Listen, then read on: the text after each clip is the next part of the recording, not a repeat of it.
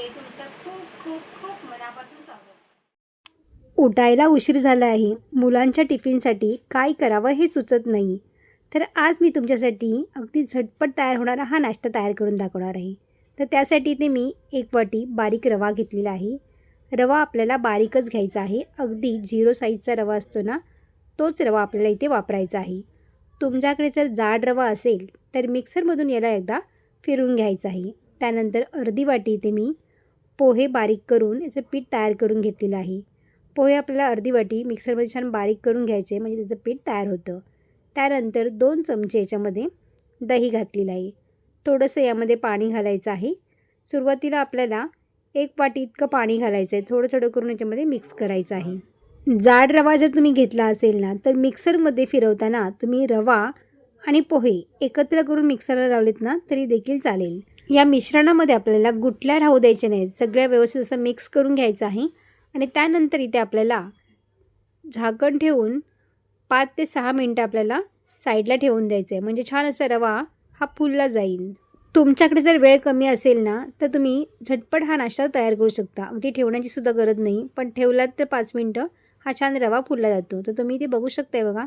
पाणी पूर्णपणे याचं सोक झालेलं आहे. पाणी पूर्णपणे याच्यामध्ये रव्याने शोषून घेतलेलं आहे. त्यामुळे आपल्याला पुन्हा छान असं पाणी थोडंसं घालायचं आहे. तर इथे मी 1 वाटी पाणी पुन्हा घातलेलं आहे आणि ह्याला व्यवस्थित असं मिक्स करून घ्यायचं आहे. 1 वाटीसाठी आपल्याला रवा इथे 1 वाटी घेतलेला आहे, तर 2 वाटी इथे आपण पाणी घेतलेलं आहे आणि छान असं मिक्स करून आपल्याला हे घ्यायचं आहे. याची थिकनेस तुम्हाला मी दाखवते बघा. अशा पद्धतीनेच आपल्याला हे पीठ हवे आहे. जास्त पातळ करायचं नाही आहे आणि जास्त घट्टसुद्धा ठेवायचं नाही आहे. तर अशाच पद्धतीने आपल्याला हे तयार करून घ्यायचं आहे. आता यामध्ये आपल्याला काही फ्लेवर येण्यासाठी छान मसाले घालायचे आहेत. तर चवीनुसार इथे मी मीठ घातलेलं आहे. ऑरिगॅनो घातलेलं आहे अर्धा छोटा चमचा. चिली फ्लेक्स घालायचा आहे अर्धा छोटा चमचा. जर तुमची मुलं तिखट खात नसतील तर तुम्ही या ठिकाणी स्किप केलं देखील तरी देखील चालेल. आता पुन्हा सगळे हे मसाले आपल्याला छान मिक्स करून घ्यायचं आहे आणि बॅटर आपलं इथे हे तयार झालेलं आहे. आता यामध्ये घालण्यासाठी आपल्याला काही भाज्या लागणार आहेत. तर इथे मी बारीक करून गाजर घेतलेलं आहे, शिमला मिरची घेतलेली आहे आणि मक्याचे दाणे इथे उकडून घेतलेले आहेत. तर सगळं साहित्य आपल्याला अगदी बारीक चिरून घ्यायचं आहे आणि त्यानंतर थोडं थोडं मीठ घालून छान असं मिक्स करून घ्यायचं आहे. आणि बॅटरमध्ये आपल्याला इनो घालायचा आहे. म्हणजे छान असा आपला हा नाश्ता छान फ्लफी होतो आणि मस्त एकदम नरमच राहतो. त्यासाठी 1 चमचा इथे मी इनो घातलेला आहे. थोडंसं पाणी घालायचं आहे म्हणजे छान असं ॲक्टिवेट होतो. व्यवस्थित असं हे फेटून घ्यायचं आहे आणि त्यानंतर आपल्या पॅनमध्ये थोडंसं तेल घालायचं आहे. तेल छान गरम झाल्यावरती आपल्याला चमच्याच्या साहाय्याने अशा पद्धतीने हे बॅटर घालून घ्यायचं आहे. एकदम पण जाड घालायचं नाही आहे आणि एकदमसुद्धा पातळ घालायचं नाही आहे. मीडियम साईजचंच आपल्याला हे बॅटर पसरून घ्यायचं आहे. आणि त्यानंतर आपल्याला याच्यामध्ये गाजर, शिमला मिरची आणि मक्याचे दाणे याच्यामध्ये घालून घ्यायचे आहेत. किंवा तुमच्या आवडीच्या भाज्या तुम्ही यामध्ये घातल्यात ना तरी देखील चालेल. किंवा तुमची मुलं ज्या भाज्या खातात त्या भाज्या जरी तुम्ही ह्याच्यामध्ये ॲड केल्यात ना तरीसुद्धा मुलं अगदी आवडीने खातात. मिश्रण आपलं छान ओलसर असतं त्यावेळेस आपल्याला ह्या भाज्या याच्यामध्ये घालून घ्यायच्या आहेत आणि वरून आपल्याला झाकण ठेवायचं आहे.